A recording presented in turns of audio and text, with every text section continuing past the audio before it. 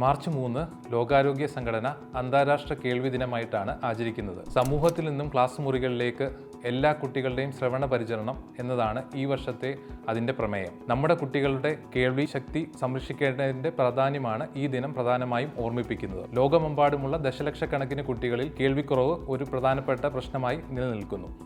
അതിൽ 60% കൃത്യമായ മുൻകരുതലിൽ കൂടി നമുക്ക് ഒഴിവാക്കാൻ സാധിക്കുന്നവയാണ്. ഉദാഹരണത്തിന് ചെവിയിൽ ബഡ്സ് മുതലായ യാതൊരുവിധ വസ്തുക്കളും ഇടാതിരിക്കുക, അതേപോലെ ഉച്ചത്തിലുള്ള ശബ്ദങ്ങൾ ഒഴിവാക്കുക, പ്രത്യേകിച്ചും ഹെഡ്ഫോൺ മുതലായ വസ്തുക്കൾ ഉപയോഗിക്കുമ്പോൾ അത് 60% ഇൻറ്റൻസിറ്റിയിൽ താഴെ മാത്രം ഉപയോഗിക്കാൻ പ്രത്യേകം ശ്രദ്ധിക്കുക.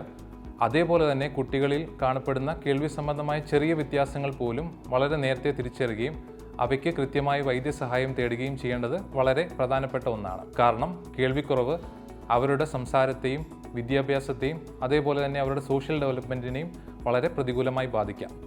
അതുകൊണ്ട് നമ്മുടെ കുട്ടികളുടെ മികച്ച വിദ്യാഭ്യാസത്തിനും നല്ലൊരു ഭാവിക്കുമായി അവരുടെ ശ്രവണാരോഗ്യം നമുക്കതുകൊണ്ട് പരിപാലിക്കാം.